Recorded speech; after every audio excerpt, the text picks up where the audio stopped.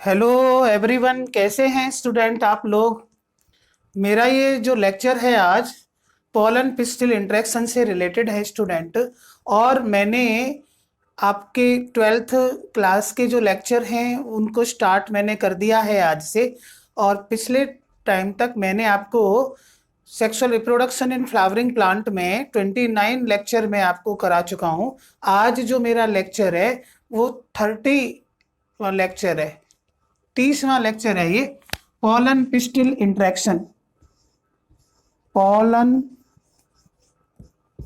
Pistil interaction.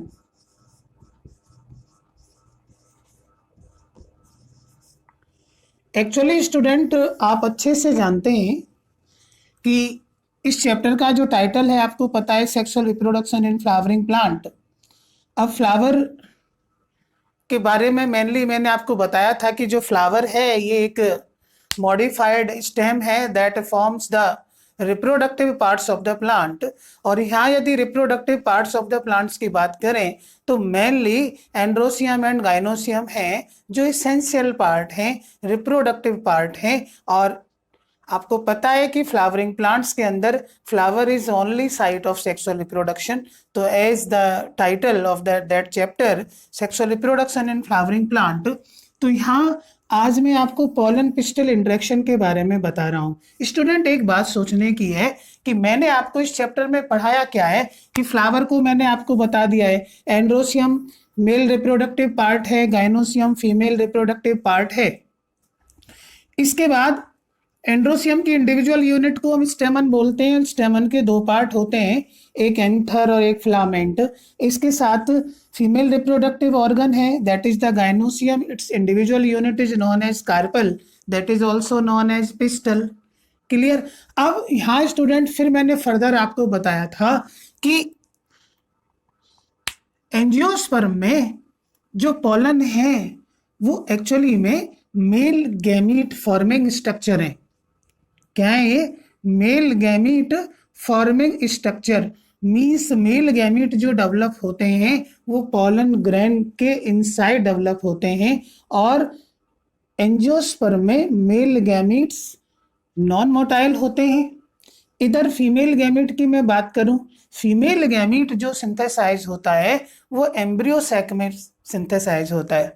तो student male gamete, क्योंकि sexual reproduction है तो यहाँ पर हमें गैमीट्स की रिक्वायरमेंट होगी। और मेल गैमीट जो सिंथेसाइज होता है वो पोलन ग्रैन के अंदर होता है। तो जो पोलन ग्रैन है ये वेल डेवलप्ड मेल गैमीटोफाइट है।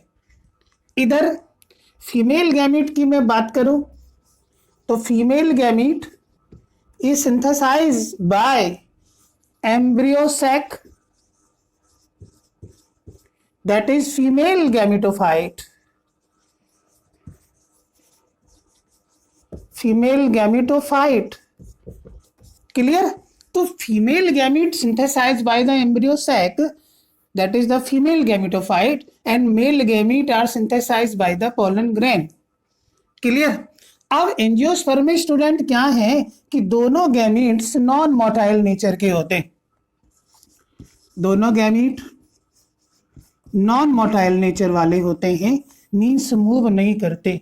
तो ये gamete how they come close to each other, तो student how it is achieved, and actually में both gametes come close to each other by specific mechanism that is called as pollination.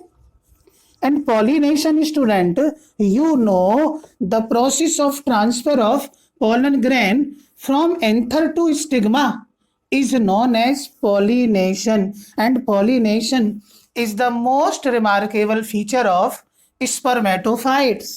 तो student spermatophytes का most remarkable feature है pollination, means characteristic feature है ये spermatophytes का। और spermatophytes बोले तो seed bearing plants. What? Seed bearing plants. और सीड बियरिंग प्लांट्स की बात करूं मैं यहां पर तो gymnosperm and angiosperm, gymnosperm and angiosperm, both are spermatophyte. Clear. Even student, मैंने ये सब कुछ जो डिस्क्रिप्शन है प्रीवियस वीडियो में आपको दिया हुआ है, वो आप देख सकते हैं, अच्छे से आप वॉच कर सकते हैं। अब मैं यहाँ पर, आप समझ गए होंगे कि पोलन क्या है और पिस्टिल क्या है। एक्चुअली में स्टूडेंट क्या है कि जो पिस्टिल है वो कार्पल भी इसको बोला जाता है, और फीमेल रिप्रोडक्टिव ऑर्गन का इंडिविजुअल यूनिट है कार्पल। और इस कार्पल के एक्चुअली में 3 पार्ट्स हैं, स्टिग्मा, स्टाइल एंड ओवरी। अब देखिए आप, पोलन पिस्टिल इंटरेक्शन की मैं बात करूं तो स्टूडेंट एक्चुअली में ये बड़ा स्पेसिफिक मैकेनिज्म है, और इस मैकेनिज्म में जो पिस्टिल है वो आइडेंटिफाई करती है पोलन ग्रेन्स को। आइडेंटिफाई करके जो पोलन ग्रेन अपनी स्पीसीज का होता है, कॉम्पेटिबल होता है, उसको जर्मिनेट के लिए इनवाइट करती है, और जो नहीं होता है उसको रिजेक्ट कर देती है pistil.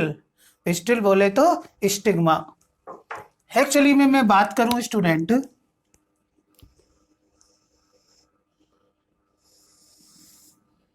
That is the pistil. Pistil के स्टूडेंट आप जानते हैं कि that is the stigma, upper receptive part stigma, middle elongated part that is the style, and basal swollen part that is called as ovary, which contain a very specific structure called as ovule, that is also known as megasporangium। अब student यहाँ पर क्या है कि ये particular plant की pistil है, और इस पिस्टिल पर स्पेसिकली जो रिसेप्टिव पार्ट है, पोलन ग्रेन को जो रिसीव करता है वो स्टिग्मा है। तो यहाँ इस स्टिग्मा की सरफेस पर अब डिफरेंट टाइप के पोलन ग्रेन आकर के फॉल कर जाते हैं। स्पेशल टाइप के पोलन ग्रेन क्या है, यहाँ पे फॉल करते हैं, गिर जाते हैं, और with the help of various type of agencies. Clear. अब स्टूडेंट डिफरेंट टाइप के पोलन ग्रेन आते हैं, लेकिन अब इन पोलन ग्रेन को रिकॉग्नाइज जो करती है वो स्टिग्मा करती है, वो पिस्टिल करती है, क्योंकि ये इंटायर स्ट्रक्चर क्या है, पिस्टिल है, तो स्टिग्मा रिकॉग्नाइज करती है उसको। यदि पोलन ग्रेन स्टूडेंट, यदि पोलन ग्रेन अपनी स्पीसीज का है, सपोज ये जो पोलन ग्रेन है फर्स्ट एंड सेकंड, ये अपनी स्पीसीज के हैं, और ये सपोज अदर स्पीसीज का है, तो जो अदर स्पीसीज का पोलन ग्रेन है उसको स्टिग्मा क्या है, रिकॉग्नाइज ये नहीं करती है और इसको रिजेक्ट कर देती है, और ये जो पोलन ग्रेन है ये unable to germinate, this pollen grain unable to germinate, unable to germinate. क्यों? क्योंकि ये जो पोलन ग्रेन है ये डिफरेंट स्पीसीज का है। अब इसमें सेम स्पीसीज के पोलन ग्रेन है, ये सेम स्पीसीज के पोलन ग्रेन है, तो यहां पे स्टूडेंट 2 पॉसिबिलिटी हम बना सकते हैं, यहाँ पे 2 पॉसिबिलिटी बना सकते हैं, जिसमें एक पोलन ग्रेन पहला वाला है, सपोज ये सेम स्पीसीज का है, लेकिन ये जो पोलन ग्रेन है ये सेल्फ इनकॉम्पेटिबल है, ये सेल्फ इनकॉम्पेटिबल है, मींस सेल्फ स्ट्राइल है। क्या है? सेल्फ स्ट्राइल। तो ये सेल्फ स्ट्राइल है, तो ये जो पोलन ग्रेन है इसको स्टिग्मा रिकॉग्नाइज नहीं करेगा, non recognise. So this type of pollen grain is unable to germinate, unable to germinate, unable to germinate। Actually में क्या है स्टूडेंट, जो सेल्फ इनकॉम्पेटिबिलिटी है ये एक ऐसा मैकेनिज्म है जिसमें एक फ्लावर का पोलन ग्रेन उसी फ्लावर के स्टिग्मा पे जा करके फॉल करता है, तो it is not recognised by that stigma due to the presence of self sterile gene. Self sterile gene की वजह से कुछ प्लांट्स में, कुछ फैमिली के मेंबर्स में सेल्फ इनकॉम्पेटिबिलिटी देखने को मिलती है, जैसे कि सोलेनेसी फैमिली के मेंबर हैं, क्रूसीफेरी फैमिली के मेंबर हैं। तो इन फैमिली के कुछ मेंबर में जो स्टिग्मा है वो अपने ही पोलन ग्रेन को रिकॉग्नाइज नहीं कर पाती है, और इस सिचुएशन को हम सेल्फ इनकॉम्पेटिबिलिटी बोलते हैं। और इस तरीके से कि पोलन ग्रेन सेल्फ स्ट्राइल बोले जाते हैं और वो जर्मिनेट नहीं कर पाएंगे स्टिग्मा पर। क्लियर। दूसरी सिचुएशन स्टूडेंट ये है कि दूसरा जो पोलन ग्रेन है तो ये सेम स्पीसीज का ही, ये वाला जो पोलन ग्रेन है तो सेम स्पीसीज का, लेकिन ये डिफरेंट प्लांट का है। ठीक है, तो ये जो पोलन ग्रेन है सेकंड वाला, ये डिफरेंट प्लांट्स का है, लेकिन स्पीसीज तो सेम है। और ये जो पोलन ग्रेन है इसको स्टिग्मा रिकॉग्नाइज करेगा, और रिकॉग्नाइज करने के बाद में ये पोलन ग्रेन को इनवाइट करेगा जर्मिनेशन के लिए। जर्मिनेशन के लिए ये इसको इनवाइट करेगा और ये फिर पोलन ग्रेन जर्मिनेट कर जाएगा। मेरी बात आप समझ रहे हैं ना? क्योंकि यहां पर भाई यदि डिफरेंट स्पीसीज का पोलन ग्रेन है तो वो अनेबल टू जर्मिनेट। क्लियर। और यदि सेम स्पीसीज के पोलन ग्रेन है और उसी स्पीसीज की स्टिग्मा है तो इसमें दो पॉसिबिलिटी बन सकती है, एक सेल्फ इनकॉम्पेटिबिलिटी और दूसरा डिफरेंट प्लांट्स का पोलन ग्रेन हो तो ये स्टिग्मा उसको इनवाइट करती है और पोलन ग्रेन क्या है, जर्मिनेट कर जाता है। एक्चुअली मैं स्टूडेंट में बात करूं यहाँ पे कि the pistil is able to recognize the pollen with the help of some specific proteins, और इसमें क्या है कि एक्चुअली में जो पोलन और स्टिग्मा है, ठीक है, इनकी सरफेस के ऊपर कुछ स्पेसिफिक प्रोटीन होती हैं जिनकी हेल्प से एक दूसरे को रिकॉग्नाइज करते हैं, आइडेंटिफाई कर जाते हैं और जर्मिनेट कर जाते हैं। क्लियर। अब यहाँ पर ए पोलन ग्रेन जर्मिनेट कर जाएगा तो इसके इंटाइन पर, इसके एक्साइन पर जो जर्मपोर प्रेजेंट होता है वहां से पोलन ट्यूब इमर्जेस होगी। Clear. And the phenomena of emerging of pollen tube from the germ pore is known as siphonogamy. और एक्चुअली में स्टूडेंट क्या है कि पोलन ग्रेन की जो इनर वॉल है इंटाइन का ही इलोंगेशन है पोलन ट्यूब। तो यहां से पोलन ट्यूब जर्मिनेट कर जाएगी, पोलन ट्यूब निकल जाएगी, मींस पोलन ग्रेन जर्मिनेट कर जाएगा। और इसके बाद जब पोलन ट्यूब यहां निकल आएगी तो पोलन ग्रेन के सारे कंटेंट्स, पोलन ग्रेन के सारे कंटेंट्स इस पोलन ट्यूब में आ जाएंगे। और मैं स्टूडेंट आपको यदि मैं बताऊं तो यहाँ पर आप जानते हैं कि ये जो पोलन कंटेंट हैं इसमें भाई यदि आपको ध्यान हो, मैंने आपको बताया था कि मोर देन 60% एंजियोस्पर्मिक फैमिली में जो पोलन ग्रेन है वो released at two celled stage में one cell is known as vegetative cell and other cell is known as generative cell. Clear. तो यहां पर टू सेल्ड स्टेज में रिलीज हो जाता है pollen grain majority of the angiosperm में, जिसमें पोलन ट्यूब की टर्मिनल एंड पर ट्यूब न्यूक्लियस प्रेजेंट होता है और जनरेटिव सेल प्रेजेंट होती है इसके पीछे। ठीक है। तो पोलन ट्यूब के टर्मिनल एंड पर ट्यूब न्यूक्लियस प्रेजेंट होता है जिसको हम वेजिटेटिव न्यूक्लियस भी बोल सकते हैं स्टूडेंट।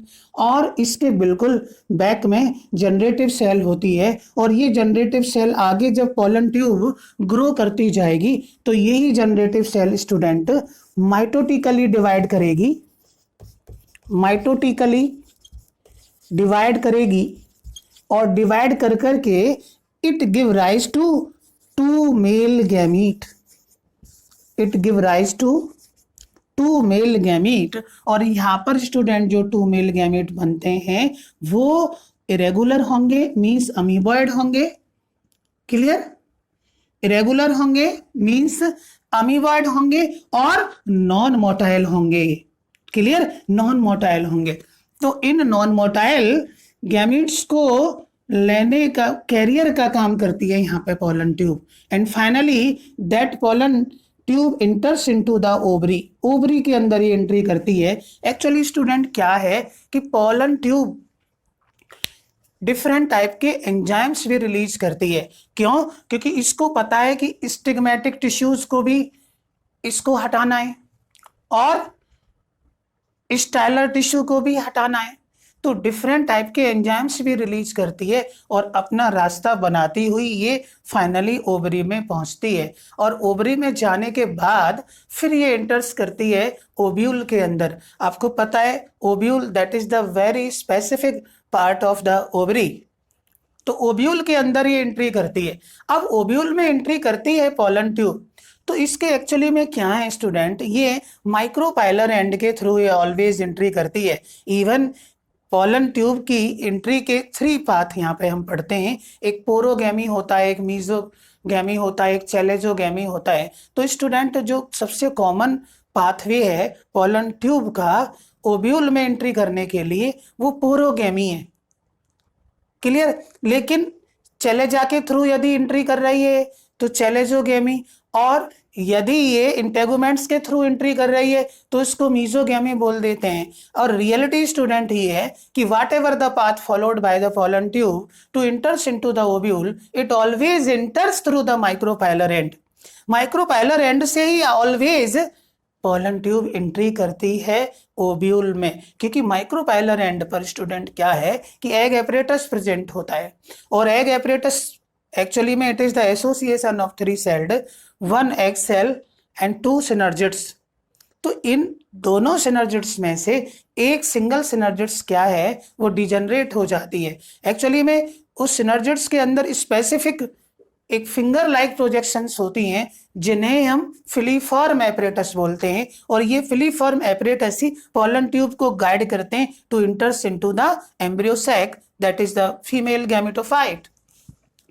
क्लियर? ये आप समझ रहे हैं? तो इस तरीके से ये स्टूडेंट फाइनली जो पोलन ट्यूब है वो एंट्री कर जाती है ओव्यूल के अंदर। क्लियर? अब यहां पर जो आप इंट्रैक्शन देख रहे हैं तो यहां पे स्टूडेंट एक्चुअली में क्या है कि the ability of the pistil to recognize the pollen,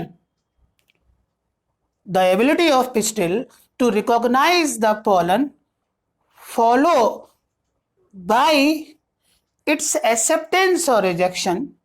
In the acceptance or rejection is the result of continuous dialogue between pollen grain and the pistil.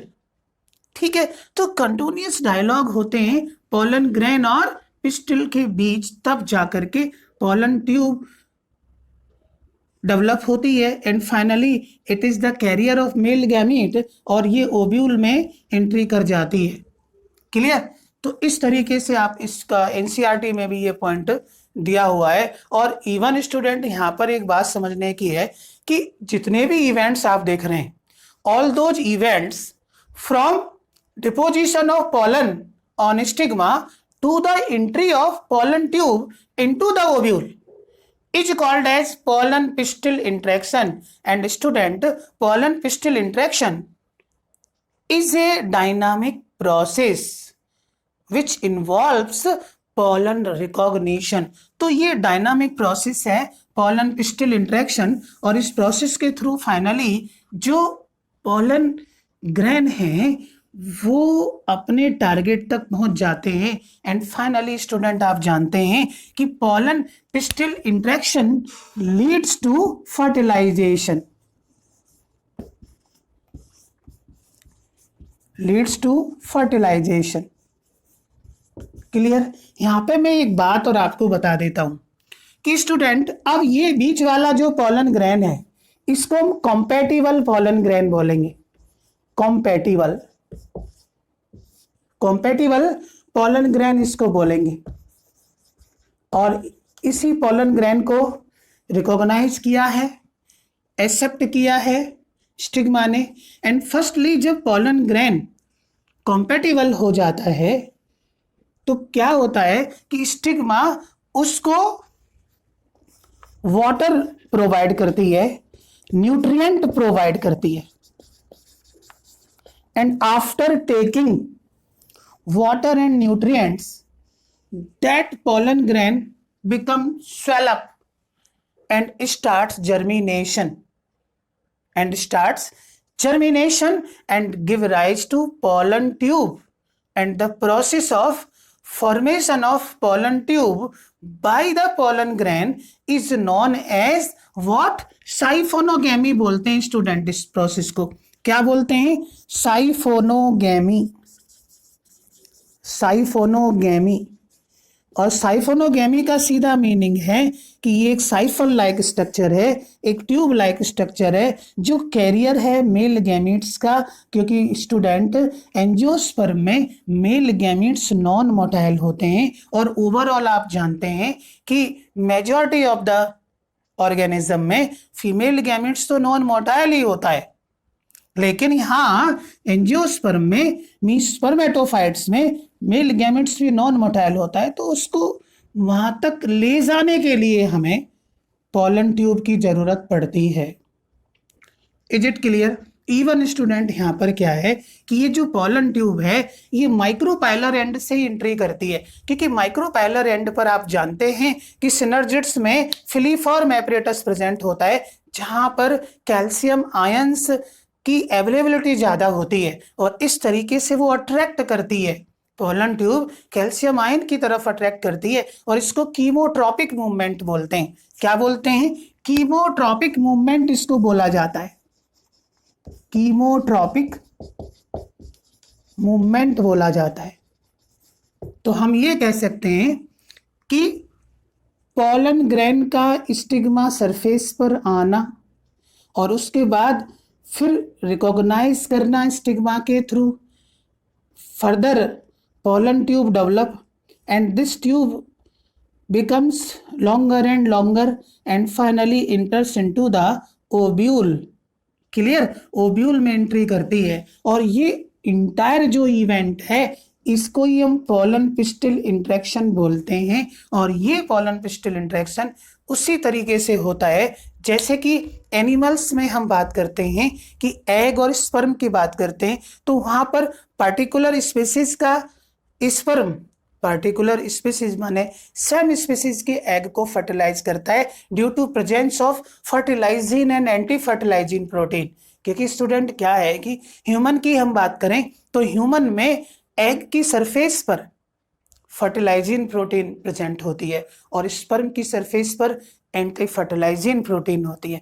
तो ये एक्चुअली में रिकॉग्निशन वहां भी होता है और रिकॉग्निशन में एक्चुअली में फर्टिलाइजिन एंटी फर्टिलाइजिन रिएक्शंस होते हैं जिसकी हेल्प से एक दूसरे को क्या है रिकॉग्नाइज करते हैं। Is it clear? आप मेरी बात समझ रहे हैं? एक बात और यहाँ पे देख लीजिए आप कि जो सेल्फ इनकॉम्पेटेबिलिटी आती है स्टूडेंट, ये स्ट्राइल जीन की वजह से आती है। जैसे मैं आपसे एक बात करता हूं कि ये हमारा इंटायर पिस्टिल है और इसका सपोज जो जीनोटाइप है वो क्या है इंटायर पिस्टिल का? S1 S3, ये इसका जीनोटाइप है। यदि इन पोलन ग्रेन का यदि जीनोटाइप S1 है या S3 है तो वो जर्मिनेट ही नहीं कर पाएंगे, वो पोलन ग्रेन रिजेक्ट किए जाएंगे स्टिग्मा के थ्रू। क्योंकि ये सेल्फ स्ट्राइल जीन है, इस पिस्टिल पर भी हैं और यहाँ पे सेम स्पीसीज के पोलन ग्रेन आ रहे हैं उन पर भी हैं। जैसे मैंने ये जीनोटाइप इसका बना दिया, सपोज ये पोलन ग्रेन यहाँ पे लिया था, है तो सेम स्पीसीज का लेकिन इसकी जो एलील है वो सपोज S1 एलील है, तो ये क्या है एक दूसरे को रिजेक्ट करेंगे। ठीक है। तो इस सिचुएशन में जो स्टिग्मा है वो इस पॉलन ग्रेन को रिकॉग्नाइज ही नहीं करेगा, मींस जर्मिनेट नहीं होने देगा। लेकिन दूसरा जो पॉलन ग्रेन है वो दूसरे प्लांट का है लेकिन स्पीसीज सेम है, तो इसका जो जीनोटाइप है वो इससे डिफरेंट होगा। मींस सपोज इसका हम S4 मान लें, S4 जीन यहाँ पे मान लें, तो ये आराम से यहाँ पे रिकॉग्नाइज होगा और उसको स्टिग्मा इनवाइट करेगा जर्मिनेशन के लिए एंड फर्दर डेवलपमेंट के लिए, क्योंकि इसका जो जीनोटाइप है, इसकी एलील है वो S4 है, जो इसकी एलील से क्या है, मैच नहीं कर रही है। तो ये इस टाइप का जो पॉलन ग्रेन है वो आराम से जर्मिनेट करेगा, मीन्स पॉलन ट्यूब arise कराएगा and finally this pollen tube enters into the ovule through the micropylar end। इस तरीके से स्टूडेंट ये एक छोटा सा मेरा लेक्चर है, और आप लोगों को यदि अच्छा लगता है तो मेरे चैनल को आप लाइक करें, सब्सक्राइब करें, शेयर करें स्टूडेंट, और मैं आगे और आपको पोस्ट पॉलिनेशन में और अच्छे से आपको मैं इसको डिस्कस करा दूंगा। All the best student, see you again.